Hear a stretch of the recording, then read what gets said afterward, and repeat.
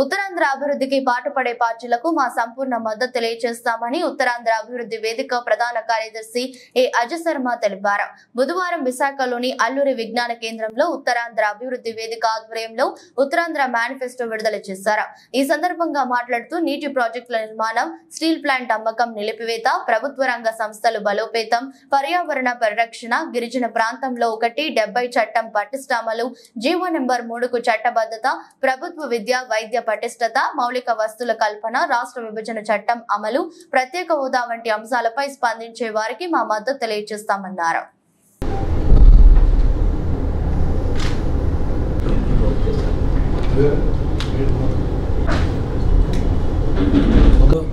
ఉత్తరాంధ్ర అభివృద్ధి వేదిక ఆధ్వర్యంలో ఉత్తరాంధ్ర మేనిఫెస్టో 2024 అన్నది విడుదల చేశాం. దీని ముఖ్యమైనటువంటి ఉద్దేశం ఏంటంటే, ఈరోజు రాష్ట్ర అసెంబ్లీకి పార్లమెంట్కి జరుగుతున్నటువంటి ఎన్నికల్లో ఉత్తరాంధ్ర సమస్యలు, రాష్ట్ర అభివృద్ధి సమస్యలు ప్రధానమైనటువంటి ఎజెండాలను తీసుకురావడం అన్నది మొట్టమొదటి ఉద్దేశం. ఇలా చేయకపోతే ఇతరత్ర అంశాలు, ఒకళ్ళనొకళ్ళు పరస్పరం దూషించుకోవడం, తిట్టుకోవడం వంటి అంశాలు, ఇప్పుడు రాయి ఒకటి దొరికింది, ఈ రాయి అంశాలు ఇవే ప్రధానమైనటువంటి పాత్ర పోషించి అసలు ప్రధానమైనటువంటి సమస్యలు పక్కదారిపోయేటువంటి ప్రమాదం ఉంది. అందువల్ల ఈ ఎజెండా కింద తీసుకురావాలని దీని ముఖ్యమైనటువంటి ఉద్దేశం.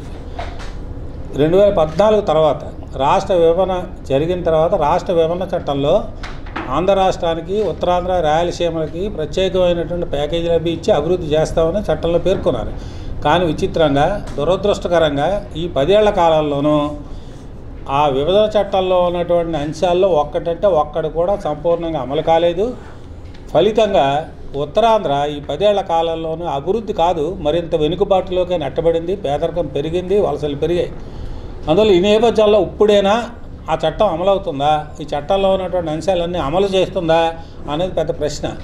ఇప్పుడు దేశంలోనూ రాష్ట్రంలోనూ నెలకొన్నటువంటి పరిస్థితి ఏంటంటే, కేంద్రంలో ఉన్నటువంటి నరేంద్ర మోడీ ప్రభుత్వం ప్రత్యేక హోదా ఇవ్వము అని చెప్పి హామీకి భిన్నంగా చెప్పేశారు.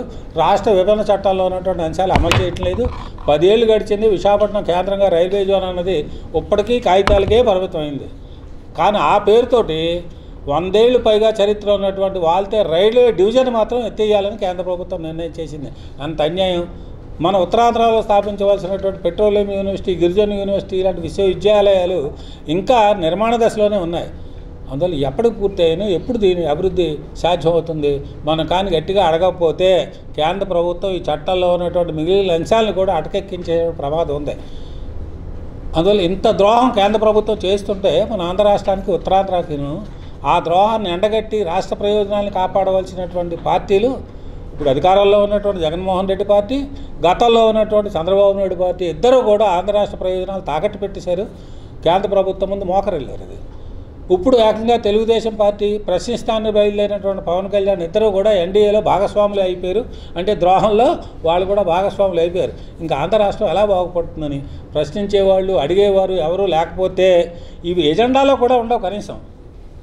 అందువల్ల కనీసం ఇది ఎజెండాలో ఉండాలి, దీని మీద స్పందించాలనేటువంటి ఉద్దేశంతో ఈ ఎజెండా మేము తీసుకొచ్చాం. కేంద్ర ప్రభుత్వం ఇంత ద్రోహం చేసింది చాలక ఇప్పుడు మనం అందరూ పోరాడి సాధించుకున్నటువంటి విశాఖపట్నం స్టీల్ ప్లాంట్నే అమ్మేయాలని నిర్ణయం చేసింది.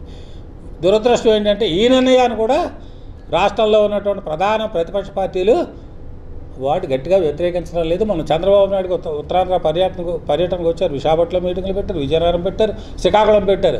ఒక్క మీటింగ్లోనైనా విశాఖపట్నం స్టీల్ ప్లాంట్ అమ్మకాన్ని మేము వ్యతిరేకిస్తామని చెప్తారేమో అనుకుంటే ఎక్కడా చెప్పలేదు.